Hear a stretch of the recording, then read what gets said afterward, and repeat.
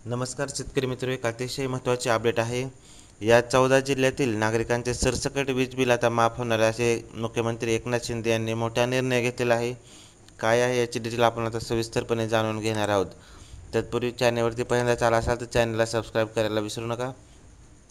शासनाकडून अलीकडे शेतकरी वर्गासाठी एक महत्त्वपूर्ण निर्णय घेण्यात आलेला आहे। या निर्णयामुळे शेतकऱ्यांची वीज बिलावरील ओझ आता कमी होऊन त्यांना दिलासा मिळणार आहे। चला या निर्णयाची सविस्तर माहिती आपण या व्हिडिओच्या माध्यमातून पाहूया।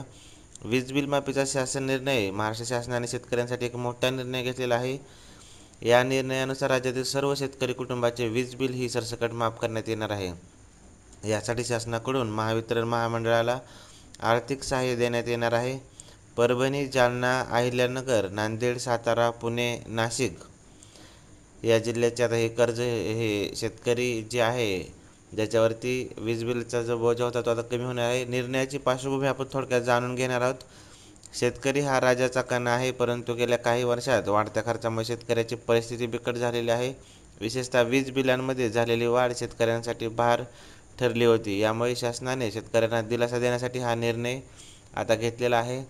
सरकारी अनुदान आणि लाभार्थी याच्याबद्दल थोडक्यात आपण माहिती पाहूया। तर शासनाकडून महावितरण महामंडळाला वीज बिल माफीसाठी आर्थिक सहाय्य देण्यात येणार आहे। उद्योग, ऊर्जा आणि कामगार विभागाकडून या योजनेसाठी निधी वाटप करण्यात येणार आहे।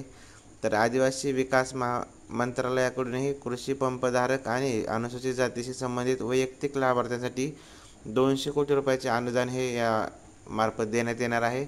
महावितरण महामंडळाला मिळणारा निधी जो आहे त्याबद्दल आपण पाहूयात। महाराष्ट्र शासनाने महावितरण महामंडळाला वीज बिल वितरणासाठी लागणारा निधी पुरवण्यास मंजुरी दिली आहे। यामुळे वीज वितरण व्यवस्थेवर आता परिणामही होणार नाही। या निर्णयाचे फायदे हे शेतकऱ्यांना वीज बिलाचा भार कमी होईल, शेतकऱ्यांना दिलासा मिळेल, शेती क्षेत्रातील खर्च देखील कमी होईल, शेतीमालाच्या किमती कमी येण्यास मदत होईल। शेवटी हा शासन निर्णय शेतकऱ्यांसाठी मोठा दिलासा ठरणार आहे।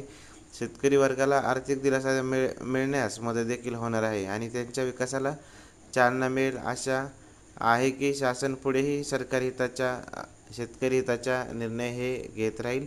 अशीच माहिती आपल्यापर्यंत सर्वात अगोदर मिळवण्यासाठी चॅनलला सबस्क्राईब करा। व्हिडिओ आवडला तर लाईक करा। धन्यवाद।